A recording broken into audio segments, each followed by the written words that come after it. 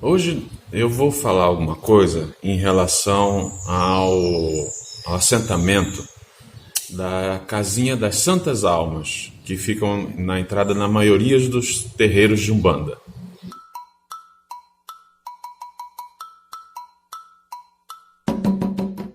Olá a todos, sejam bem-vindos ao canal Vozes de Umbanda. Meu nome é André Luiz e eu sou dirigente do Templo de Umbanda Esotérico Oxalá em Pirassununga, São Paulo.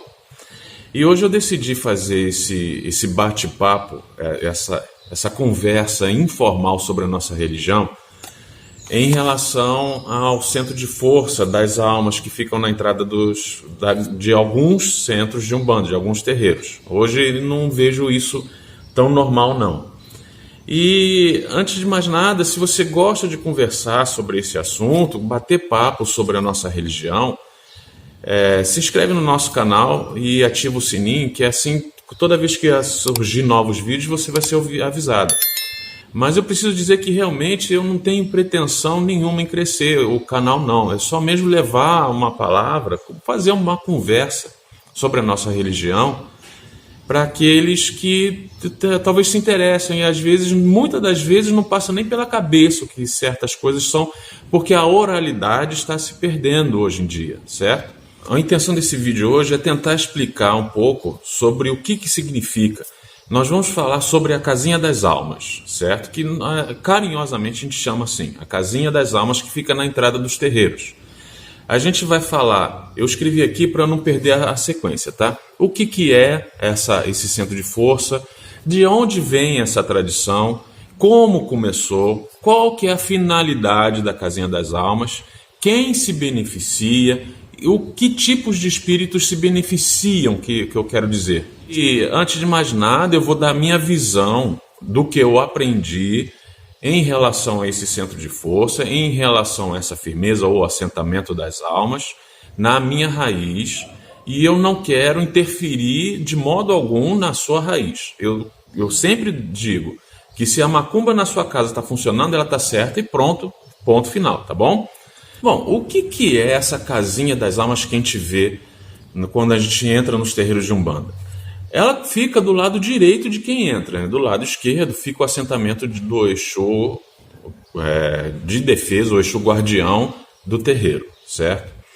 Então aquilo ali é um centro de força, é uma firmeza, é um assentamento para as almas. Por quê? Eu já falei em alguns vídeos que os terreiros de Umbanda são um ambulatório para o corpo e para a alma. Aqui, no mundo extrafísico dos terreiros, acontecem coisas que os olhos físicos não conseguem enxergar.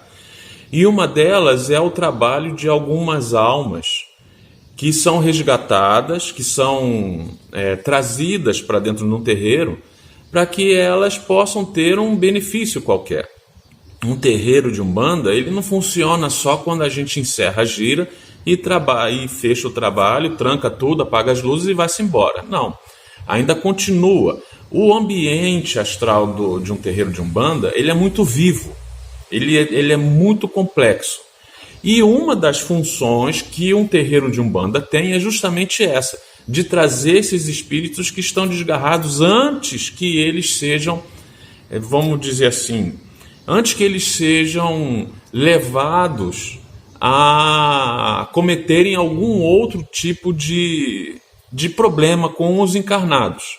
Por exemplo, um encosto, por exemplo, uma pessoa que desencarnou que era muito ligada a vícios. Então, esse não é só um trabalho dos grupos socorristas da linha kardecista, do ensinamento kardecista.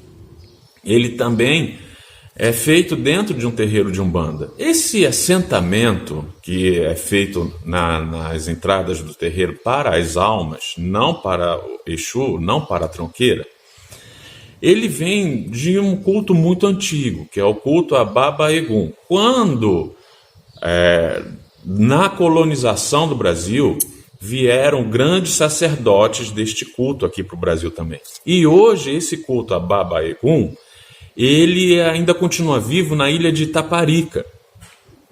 E o que consiste esse culto? É o culto aos antepassados. É basicamente isso. Eu não posso entrar em detalhes, porque me foi dado algumas informações que são de cunho interno, que são de cunho iniciático, que só para aqueles que vão passar pela iniciação recebem certas informações. Então eu peço desculpa porque eu não posso me aprofundar muito. E também eu não sou iniciado a este culto. Ainda não sou. Eu estou em processo já de iniciação neste culto.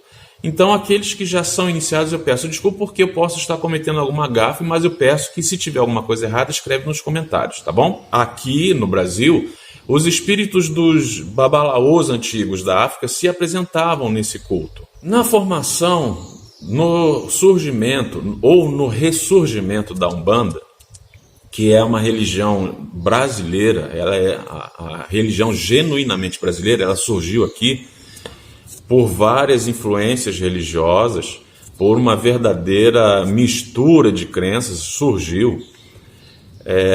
Veio junto também essa questão da ancestralidade. Porque nós na Umbanda, o nosso fundamento é diferente do fundamento do Candomblé. Porque o Candomblé ele não aceita muito com bons olhos os espíritos que já passaram pela carne. Nós, na Umbanda, trabalhamos 100% com esses espíritos. Então, quando a gente vê um caboclo, um preto velho, um espírito de criança, Exu, Pombagira, eles já passaram pela energia do reencarne. E nós, na Umbanda, trabalhamos com isso. Só que aquela casinha das almas ali, ela é muito confundida por nome, como sendo a firmeza de pretos velhos. Aquela casinha ali das almas, ela não tem assim esse fundamento com as almas, que é a linha das almas, que muita gente chama assim, né? Com a falange dos pretos velhos. Não tem muito a ver, não. Tem a ver no sentido de que ali são espíritos que vão se aproveitar, vão ser resgatados, existe ali o seu assentamento, a sua firmeza, para que outras almas se aproximem e recebam algum benefício. Que há pretos velhos que trabalham nesse resgate? Sim, mas também há caboclos que também trabalham nesse resgate. Há também Exu e Pombagira que trabalham nesse resgate. No vídeo, inclusive, que eu fiz uma homenagem ao Seu Tranca-Ruas, eu falo muito sobre o Seu Tranca-Ruas das Almas, que são verdadeiros caçadores. É uma grande confusão.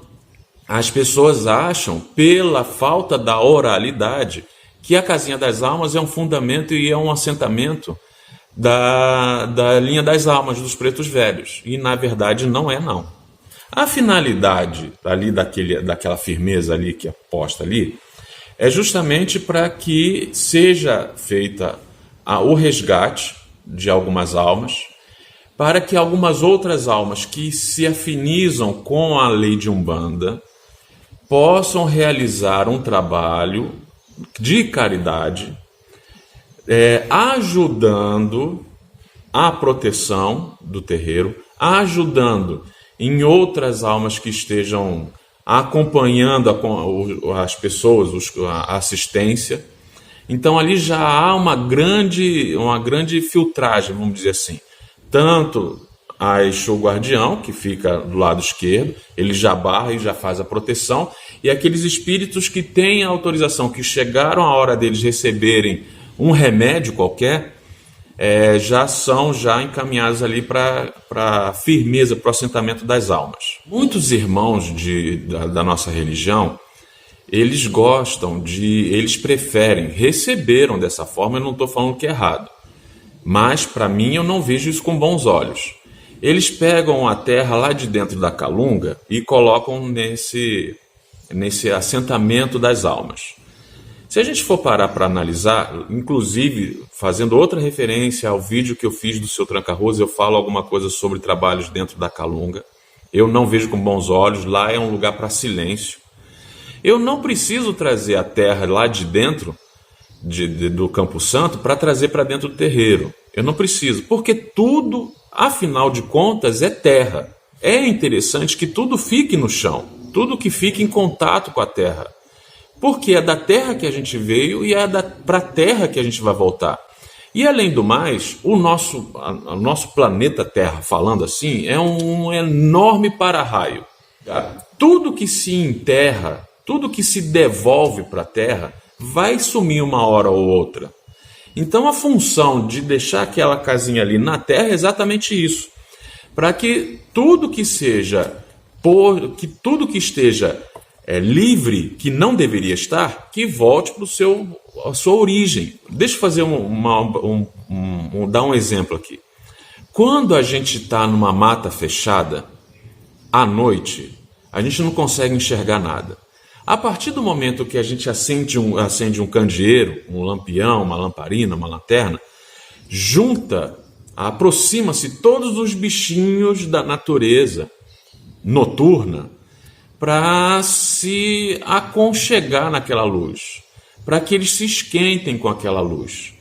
E a analogia é a mesma. Quando se acende, quando se firma, quando se assenta a casinha das almas num terreiro, ela serve de uma luz, a luz ali já do lado de fora, servindo como se fosse um farol para os navios do mar que estão perdidos. E eles enxergam os espíritos, as almas que estão errantes no meio da rua, enxergam aquela luz e se aproximam daquela luz, numa maneira de se sentir seguro. Muitos espíritos que na carne estavam ligados, de certa forma, à Igreja Católica, quando desencarnam e se veem naquele desespero inicial, por um motivo ou por outro, não vamos entrar muito por dentro, que isso é papo para muito tempo, muitas horas de papo, mas aquele espírito desencarnou, ele fica, caramba, a minha situação agora, onde que eu estou, o que está acontecendo? Alguns espíritos que sofreram um acidente na rua, que de uma forma qualquer teve um desencarne no meio da rua, a primeira coisa que esses espíritos vão fazer é procurar algum lugar para se refugiar, por medo, por se sentirem abandonados, por não conseguirem uma comunicação, por vários motivos. E aí, quando aquele espírito que na carne seguia o catolicismo, quando eles enxergam a Igreja Católica, essa aqui é a minha salvação. E eles se adentram ali. E esse é um dos motivos que a gente vê vários espíritos se manifestando dentro das igrejas. Mas ali dentro da igreja existem almas, existem espíritos de proteção também, e existem espíritos que trabalham nesse resgate, assim como qualquer outro templo religioso. Então, quando há esta luz inicial, a primeira luz que os espíritos que estão errantes, passando na rua, sem rumo, desnorteados, e aí então eles percebem, eles são atraídos pela luz da casinha das almas. As almas que estão ali já num trabalho de resgate, num trabalho de caridade, vamos ser mais genérico, um trabalho de caridade dessas almas, já recebem essas almas errantes, esses espíritos que estão meio soltos, porque de qualquer forma foram atraídos por essa força, por essa luz, e aí então eles têm um direcionamento.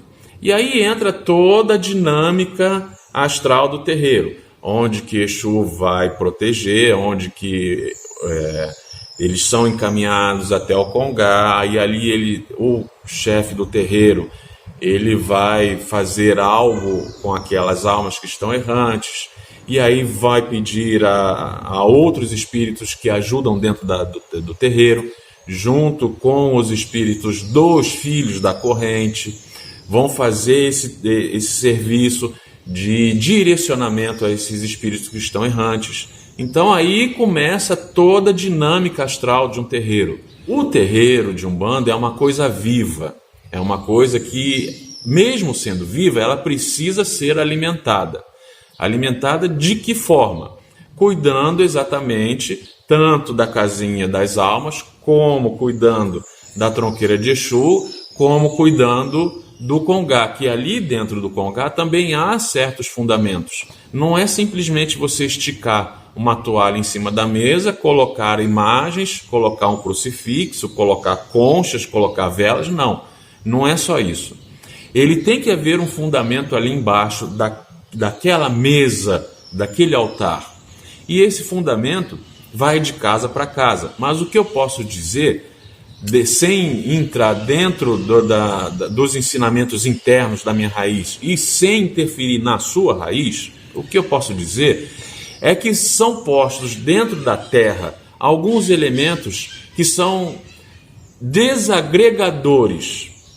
É como eu usei o exemplo no para-raio, o congá, o altar, o gongá, tem gente que fala assim, o congá de um terreiro de Umbanda, na parte de cima, ele expande, ele devolve, ele ilumina. Mas algumas coisas que precisam ser postas para ser limpas, vamos dizer assim, uma má intenção, um sentimento negativo, isso tudo, o congá do terreiro tem a finalidade de pegar aquela parte que está em sombra, vamos dizer assim, devolver em luz e o que sobrou ele joga para dentro da terra. E aí esta terra ela é interligada tanto com o congá, ele é tanto interligado com a tronqueira de Exu como a casinha das almas, formando assim um corpo. A partir do momento que você tem na sua raiz essa benesse de trabalhar com as almas, a gente precisa, a partir desse momento, saber muito bem com o que está lidando. Então nós estamos lidando com almas que estão perdidas. Se são almas que estão perdidas, muitas das vezes elas são aflitas. Então a gente tem almas de pessoas que sofreram acidente, a gente tem almas de pessoas que desencarnaram queimadas, enforcadas. Desculpa o termo pesado, mas pode ser fruto de crime, uma arma de fogo, teve esse desencarne, através de arma branca, acidente de carro, a pessoa tirou a própria vida. Então esses espíritos todos, eles também são atraídos pela casinha das almas. Agora, falando um pouco mais sobre o fundamento, é claro que vai de acordo com a sua casa, mas alguns itens devem constar ali dentro.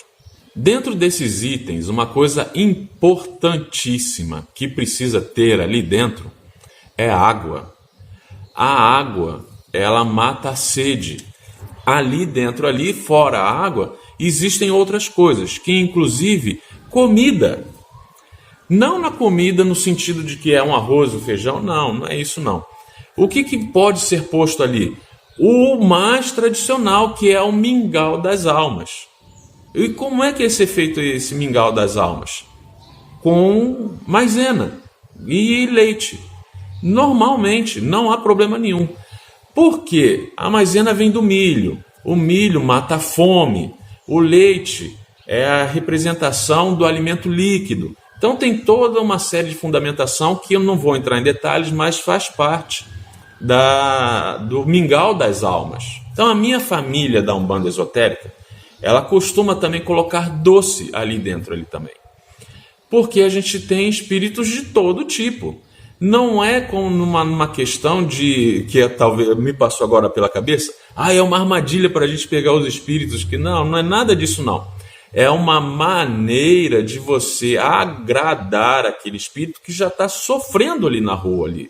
A gente precisa se condoer com essa situação. Então algumas raízes, algumas famílias também põem ali dentro ali marafo também. Põe o vinho moscatel branco, de preferência, pode ser o vinho tinto de mesa também, mas de preferência aquele vinho moscatel branco. Então pode ser posto ali o marafo, pode pôr o vinho moscatel, pode pôr dinheiro em moeda, certo? Também não há problema nenhum. Fora a água que tem que ser indispensável ali dentro. E o mingau das almas também tem que ser indispensável. Algumas outras famílias também fazem uma cruz, um cruzeiro. Outras famílias não, mas eu ainda não vi uma casinha das almas sem o cruzeiro. Então faça sim. Tem que pôr ali uma cruz de madeira ou de ferro, não há problema nenhum não. Só que tem uma particularidade. Você precisa pôr os degraus do cruzeiro. Algumas famílias elas utilizam só um degrau. Eu utilizo 3 degraus. E mais para frente eu vou explicar o porquê disso. Agora eu preciso dizer um alerta que ali dentro ali não é lugar para você desejar mal a ninguém. Não é para você fazer nenhum tipo de pedido para maltratar ninguém.